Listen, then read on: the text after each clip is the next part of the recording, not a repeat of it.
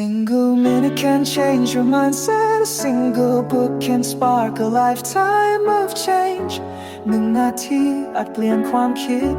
และ1 เล่มอาจเปลี่ยนทั้งชีวิตของคุณนี่คือในนาที Podcast แนะนำหนังสือดีๆเพื่อให้คุณเก่งขึ้นวันละนิดมาเปิดโลกความคิดเปิดรับความรู้ใหม่ไปด้วยกันสวัสดีค่ะต้อนรับสู่การเจาะลึกเนื้อหานะคะวันนี้เราจะมาคุยกันเรื่องแก่นความคิดจากหนังสือที่ทรงพลังมากๆเล่มหนึ่งค่ะ Seven Habits of Highly Effective People หรือ The Seven Habits of Highly Effective People ของ Stephen R. Covey ค่ะครับสวัสดีครับคือหนังสือเล่มนี้เนี่ยไม่ใช่แค่ how to นะคะแต่ชวนให้มองลึกลงไปที่รากฐานจริงๆของความสำเร็จที่เขาเรียกว่าหลักจริยธรรมแห่งคุณลักษณะนิสัยนะคะ character ethic ครับใช่ค่ะซึ่งมันต่างจากแค่หลักจริยธรรมแห่งบุคลิกภาพหรือ personality ethic ที่อาจจะเน้นแค่ภาพลักษณ์หรือเทคนิคแก้ปัญหาระยะสั้นๆครับจุดนี้น่าสนใจมากครับคือหนังสือเน้นย้ำเลยว่าการเปลี่ยนแปลงที่มันจะยั่งยืนจริงๆเนี่ยมันต้องมาจากข้างในสู่ข้างนอกหรือ inside out inside out ใช่ครับไม่ใช่แค่ไปเปลี่ยนพฤติกรรมผิวเผินแต่ต้องเปลี่ยนถึงระดับกระบวนทัศน์หรือ paradigm คือมุมมองที่เรามีต่อโลกต่อตัวเองเลยเหมือนแผนที่ในใจเรานะครับถ้าแผนที่มันผิดตั้งแต่แรกจะเดินทางไปยังไงก็คงลำบากอ๋อเข้าใจเลยค่ะเหมือนเราใส่แว่นผิดสีมองอะไรก็เพี้ยนไปหมดประมาณนั้นเนาะประมาณนั้นเลยครับทีนี้โควีเขาก็แบ่ง7อุปนิสัยเป็น2ส่วนใหญ่ๆใช่ไหมคะคือมีชัยชนะส่วนตนหรือ private victory ที่เป็นเรื่องข้างในเราก่อนครับเป็นรากฐานแล้วก็ค่อยไปสู่ชัยชนะส่วนรวมหรือ public victory ที่เป็นการปฏิสัมพันธ์กับคนอื่นแล้วมาเริ่มที่ส่วนแรกกันก่อนดีไหมคะอุปนิสัย 1-3 ที่เป็นเรื่องการพึ่งพาตัวเองได้เลยครับอุปนิสัยแรกเลยต้องเป็นฝ่ายเริ่มต้นทำก่อนหรือ be proactive อันนี้แบบว่าลึกซึ้งนะคะไม่ใช่แค่บอกให้ขยันหรือลงมือทำอะไรเร็วใช่ครับมันคือการตระหนักรู้ว่าระหว่างสิ่งเราที่เข้ามากระทบเรากับการตอบสนองของเราเนี่ยมันมีช่องว่างอยู่ๆช่องว่างครับช่องว่างที่เรามีอิสระที่จะเลือกได้ว่าเราจะตอบสนองยังไงแทนที่จะเป็นแค่ฝ่ายถูกกระทำหรือ react ไปตามสัญชาตญาณอ๋อคือเราเลือกได้เสมอแม้ในสถานการณ์ที่แย่มากๆอย่างเรื่องวิกเตอร์แฟรงโคลที่อยู่ในค่ายกักกันเขาก็ยังเลือกทัศนคติของตัวเองได้อันนี้คือ proactive ขั้นสุดเลยนะคะถูกต้องครับแต่โควีก็บอกว่าไม่ต้องรอให้เจอเรื่องใหญ่ขนาดนั้นก็ได้ครับเรื่องเล็กๆในชีวิตประจำวันนี่แหละคือสนามฝึกที่ดีเลยเช่นรถติดหงุดหงิดอันนี้เราเลือกได้ว่าจะตอบสนองยังไงจริงด้วยค่ะแค่ไม่หัวเสียไปกับเรื่องที่เราควบคุมไม่ได้ก็ถือเป็นการใช้ habit 1แล้วครับคือการรับผิดชอบต่อการตอบสนองของเราเองเข้าใจแล้วค่ะต่อไปอุปนิสัยที่2เริ่มต้นด้วยจุดมุ่งหมายในใจ begin with the end in mind อันนี้คือต้องมีภาพสุดท้ายที่ชัดเจนก่อนใช่ครับชัดเจนว่าเราต้องการอะไรในบั้นปลายชีวิตในโปรเจกต์นี้หรือแม้แต่งานวันนี้เหมือนมีเข็มทิศส่วนตัวนะครับสร้างภาพความสำเร็จในใจให้เคลียร์ก่อนลงมือทำจริงเหมือนเขียนบทหนังชีวิตตัวเองก่อนเริ่มถ่ายทำอะไรแบบนั้นไหมคะใช่เลยครับเป็นการสร้างสรรค์ครั้งแรกในความคิดก่อนจะไปสร้างครั้งที่2ในโลกความจริงซึ่งมันจะเชื่อมโยงกับอุปนิสัยที่3ได้อย่างดีเลยก็คือทำสิ่งที่สำคัญก่อน put first things first อันนี้คนมักจะนึกถึงเรื่องบริหารเวลาแต่จริงๆมันลึกกว่านั้นใช่ไหมคะลึกกว่านั้นครับมันคือการบริหารตัวเองหรือบริหารชีวิตเลยโดยเน้นไปที่การจัดลำดับความสำคัญจริงๆโควีเขาจะมีตาราง4ช่องที่เน้นช่องที่2คือเรื่องที่สำคัญแต่ไม่เร่งด่วน quadrant 2ที่พูดถึงกันบ่อยครับใช่เลยพวกการวางแผนระยะยาวการป้องกันปัญหาการสร้างความสัมพันธ์การเรียนรู้พัฒนาตัวเองพวกนี้แหละครับที่มักจะถูกเรื่องเร่งด่วนแต่ไม่สำคัญมาเบียดบังไปแต่จริงๆแล้วมันคือหัวใจของประสิทธิผลเลยนะจริงค่ะพอเราทำเรื่องสำคัญแต่ไม่ด่วนพวกนี้ปัญหาเร่งด่วนมันก็จะน้อยลงด้วยในระยะยาวถูกต้องครับ3อุปนิสัยแรกนี้พอเราฝึกฝนจนแข็งแรงมันคือการสร้าง private victory ทำให้เราพึ่งพาตัวเองได้มีวินัยมีหลักการเป็นรากฐานที่มั่นคงก่อนจะไปสร้างความสัมพันธ์กับคนอื่นใช่ครับ พอเรายืนได้ด้วยตัวเองแล้วหรือ independence แล้วเนี่ย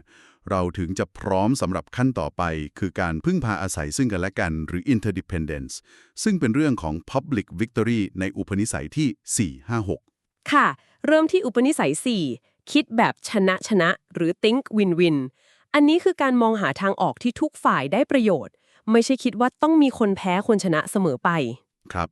มันต้องอาศัยทั้งความกล้าหาญที่จะแสดงความต้องการของเรา courage และการคำนึงถึงผู้อื่น consideration ไปพร้อมๆกัน ไม่ง่ายนะครับแต่เป็นวิธีคิดที่สร้างความสัมพันธ์ที่ยั่งยืน แล้วอะไรคือหัวใจสำคัญที่จะทำให้เกิดวินวินได้จริงๆ คะ ก็ต้องอุปนิสัยที่ 5 เลยครับเข้าใจผู้อื่นก่อน แล้วจึงให้ผู้อื่นเข้าใจเรา seek first to understand then to be understood การฟังสินะคะ ใช่ครับแต่ไม่ใช่แค่การฟังธรรมดามันคือการฟังอย่างเข้าอกเข้าใจหรือ empathetic listening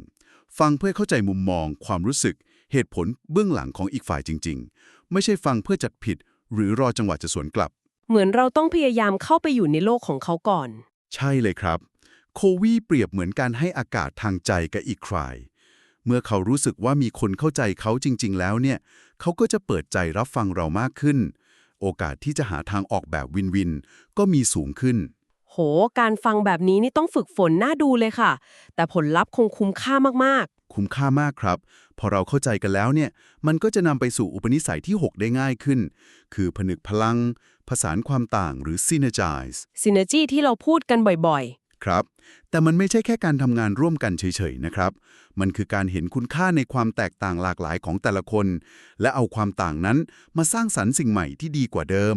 คือ1 บวก 1ไม่ใช่แค่ 2แต่อาจจะเป็น 3 เป็น 10 หรือมากกว่านั้น ๆ เหมือนเอาส่วนที่ดีที่สุดของแต่ละคนมารวมกัน เกิดเป็นทางออกใหม่ๆ ที่ตอนแรกอาจจะคิดไม่ถึงเลย ถูกต้องครับเป็นการสร้างสรรค์ร่วมกันอย่างแท้จริง แล้วอุปนิสัยทั้งหมดนี้ตั้งแต่1ถึง6จะให้มันยั่งยืนไปตลอดได้ยังไงคะ ก็ต้องมาที่อุปนิสัยสุดท้ายครับ ข้อที่ 7 ลับเลื่อยให้คมอยู่เสมอ หรือ sharpen the saw เปรียบเทียบเหมือนคนเลื่อยไม้ที่ต้องคอยหยุดลับเลื่อยให้คม ไม่งั้นเลื่อยไปเรื่อยๆ ก็ทื่อแรงหมดแต่ไม่ได้งาน ใช่เลยครับ การลับเลื่อยในที่นี้คือ การดูแลและพัฒนาตัวเองอย่างสม่ำเสมอและสมดุลใน 4 มิติสำคัญของชีวิต มีอะไรบ้างนะคะ4มิติ ก็คือ ร่างกาย physical การออกกำลังกายกินอาหารดีพักผ่อนพอ สติปัญญา mental การเรียนรู้อ่านหนังสือคิดวิเคราะห์ สังคมอารมณ์ social emotional การสร้างสัมพันธ์ การเข้าใจตนเองและผู้อื่น การช่วยเหลือสังคม และสุดท้ายคือจิตวิญญาณ spiritual การหาความหมายในชีวิต การมีคุณค่า การเชื่อมโยงกับธรรมชาติหรือสิ่งศักดิ์สิทธิ์ตามความเชื่อของแต่ละคน คือต้องดูแลให้ครบทุกด้านเลย ไม่ใช่เน้นแค่อย่างใดอย่างหนึ่ง ครับโควีเปรียบเหมือนการดูแลห่านที่ออกไข่ทองคำคือตัวเราความสามารถของเราหรือ production capability PC ไม่ใช่สนใจจะเก็บไข่ทองคำคือผลลัพธ์หรือ production P อย่างเดียว ถ้าห่านสุขภาพไม่ดี สุดท้ายไข่ทองคำมันก็จะไม่มีออกมา เห็นภาพชัดเลยค่ะ ฟังดูแล้วหลักการทั้ง 7 อย่างนี้มันเชื่อมโยงกันหมดเลยนะคะ แล้วก็นำไปปรับใช้ได้จริงในชีวิตประจำวันมากๆเลย ไม่ว่าจะเป็นเรื่องงานความสัมพันธ์ในครอบครัวหรือแม้แต่เป้าหมายส่วนตัว ใช่ครับใช้ได้หมดเลย ในหนังสือ Seven Habits of Highly Effective People เองเขาก็มีตัวอย่างมีกรณีศึกษาเยอะมากครับ ทั้งเรื่องการทำงาน การแก้ปัญหาความขัดแย้ง การสร้าง Win-Win Agreement กับลูก หรือการใช้ Empathetic Listening แก้ปัญหาชีวิตคู่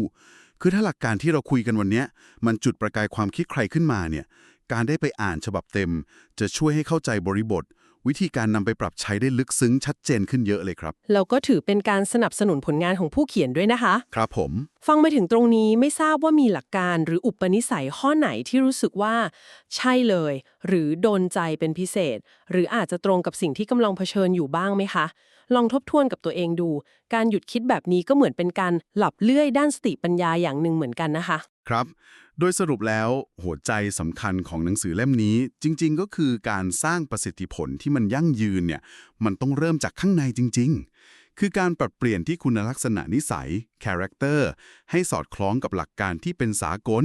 แล้วก็ต้องฝึกฝนอุปนิสัยทั้ง 7 อย่างต่อเนื่อง จนมันกลายเป็นธรรมชาติของเรา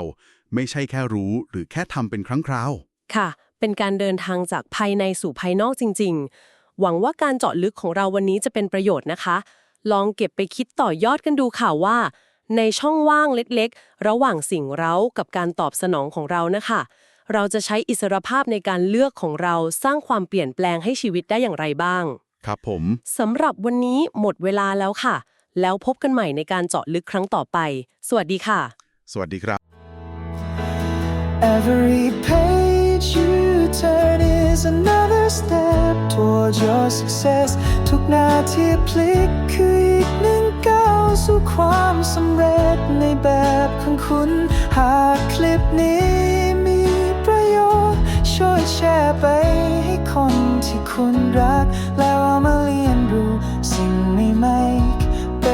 พร้อมๆกันครับ